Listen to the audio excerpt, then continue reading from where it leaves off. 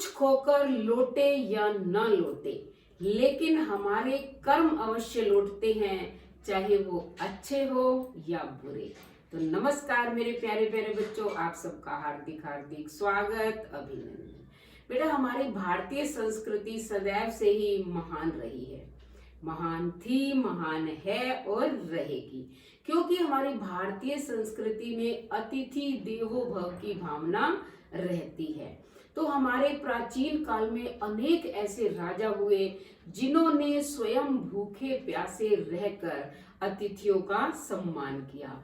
उन्हीं में से एक नाम आता है महाराज रंती देव का। तो आज मैं उनकी कहानी आपको सुनाने जा रही हूँ, जो बड़े ही दयालु, प्रतापी, धर्मात्मा राजा थे। उनसे प्रजा के अंदर जो है गरीबी की भावना देखी नहीं जाती थी। कोई भी दीन दुखी व्यक्ति उनके द्वार पर आ जाता, वे उसे निराश नहीं लौटाते थे। जब उन्होंने देखा कि बहुत लोग गरीब हो गए हैं, क्योंकि एक बार ऐसा अकाल पड़ा कि भोजन तो क्या पानी पीने के भी लाले पड़ गए, तब उन्होंने अपना सारा जो जितना भी धन था, भोजन सामग्री थी, लोगों में बांट दी। इस प्रकार उनके पास जो है कुछ भी नहीं रहा। वे बड़ी कठिनता से अपना जीवन व्यतीत करने लगे। एक बार 48 दिन यानी कि 48 डेज बीत गए कि उन्हें भोजन तो क्या पानी भी नसीब नहीं हुआ। 49वें दिन यानी कि 49 वे डेज जो है उन्हें किसी ने जो है खीर, हलवा, पूड़ी दी। अब बेचारे 48 दिन के भूखे थे। जैसे ही भोजन करने लगे वैसे ही एक ब्राह्मण आ गया। ब्राह्मण ने कहा कि मैं बहुत भूखा हूँ। महाराज दयालु थे, हालांकि वो भोजन इतना ही था कि वो और उनका परिवार जो है भोजन कर सके, लेकिन उन्होंने उसमें से भी सबसे पहले उस ब्राह्मण को आदर पूर्वक भोजन कराया और जल पीने को दिया।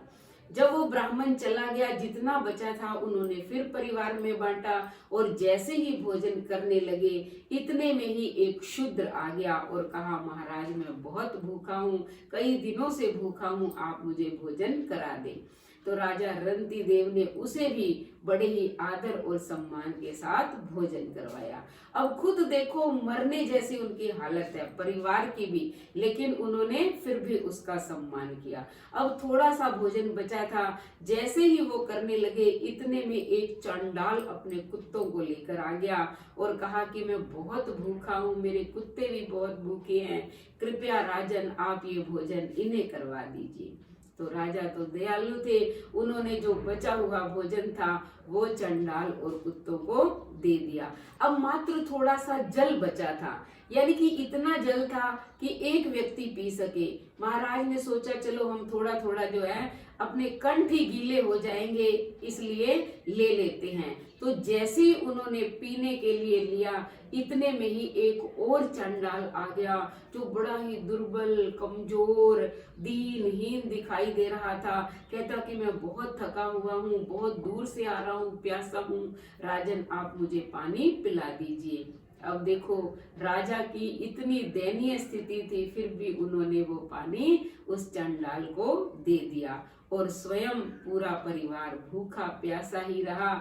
लेकिन ईश्वर उनकी सहायता करता है, जो इस प्रकार के जीवन मूल्यों को अपनाकर अतिथि देवो भव की भावना से प्रत्येक कर्म करते हैं। तो रंती देव ने सारे अतिथियों का सम्मान किया था, तो भगवान जो है वो स्वयं प्रकट हो गए, ब्रह्मा, विष्णु, महेश, क्योंकि ये तीनों ही विभिन्न रूप धारण करके महाराज रंती देव की परीक्षा लेने के लिए आए थे। और रंती देव को कहने लगे कि वरदान मांगो, वरदान मांगो, लेकिन रंती देव ने कुछ नहीं मांगा, वो उनके चरणों में गिर गया, बस दर्शन करके ही तृप्त हो गया। भगवान की लीला अपरंपार है, उन्होंने अपनी माया समेट ली। अब रंती देव की भूख प्यास सब खत्म हो गई, उनके परिवार की भी। उनको ऐसे लगा कि जैसे वो भूखे थे ही नहीं। तो बेटा घर में जो भी आए, जितना भी आपसे बन पड़े हमेशा उनका सम्मान करना चाहिए, तभी भगवान हम पर प्रसन्न रहेंगे। तो अगर ये कहानी आपको अच्छी लगी तो चैनल को सब्सक्राइब करें, लाइक और शेयर करें, कमेंट करें और बेल आइकन के बटन को दबाएं ताकि अगली कहानी का नोटिफिकेशन सबसे पहले आपको मिले। धन्यवाद।